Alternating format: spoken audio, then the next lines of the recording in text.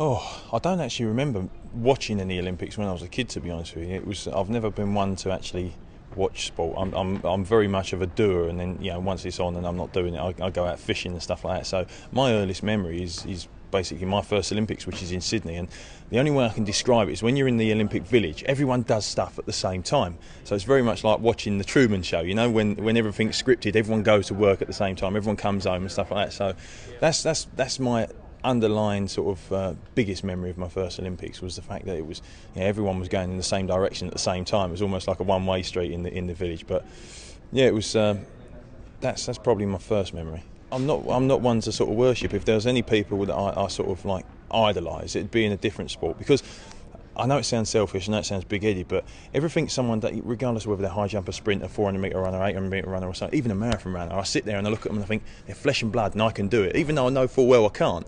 I'm too arrogant and ignorant and sort of selfish to admit that people are better than me. That's maybe why I've been hanging on by the skin of my teeth for a few years. But so no, I haven't got any sort of people that I idolise in athletics. I mean, I respect a lot of people, but I don't look up to them as like, oh God. Well, apart from actually when you win, you're a champion for 4 years. It's the oldest, it's the best. It's the Olympics. If you had to ask if you asked any athlete on God's earth which gold medal they'd want to win, and they had a choice of any of them, it'd be the Olympics. And I don't know, because I mean, it's the same people that compete in the Worlds as they are in the Olympics, but there's always that slight 10% extra effort goes into the Olympic year. That's what they always say anyway. Preparations for Beijing started a couple of years ago, to be honest with you, but it's it's stop start with the actual major champs in between. But all the major champs up until Beijing are there for a reason. I won't be targeting Osaka this year simply because my main focus will be Beijing, and I genuinely believe I've got 2 good days left. And I want them to be Beijing, I don't want to peak too soon, don't want to peak too late. So I've had 2 fourth places in the Olympics so far. I hope that Beijing is my 3rd time lucky and I can pick a medal up. Don't care what colour at the moment, just any medal.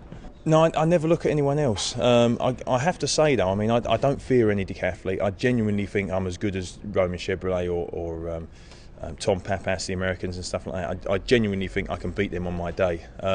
But I also think that if anyone fears anyone, I've never competed for money. I've never competed when I've not been in shape. So when I'm on that line, people know that I'm in shape. And so I honestly think that they get a little bit more worried about me than I do about them. Whether that's true or not, I don't know, but that's what I like to think. So no, I've always said that sometime, somewhere, someday, someone's going to get an arse whooping, and I'm hoping I dish one out in Beijing.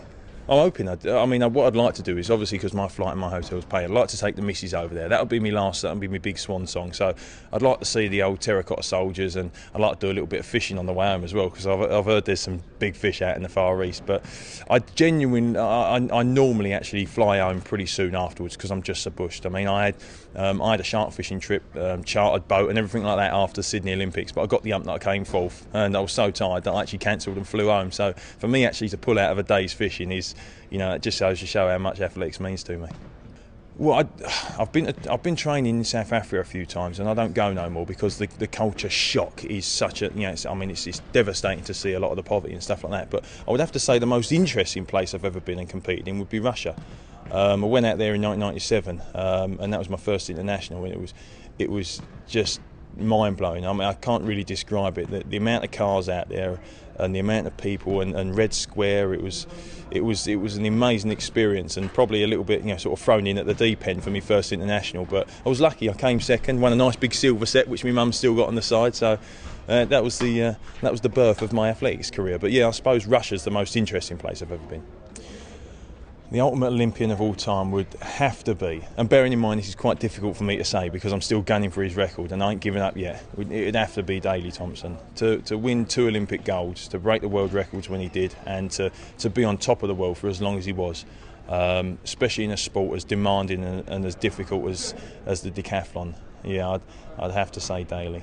But I ain't given up yet. I'm still snapping at his heels.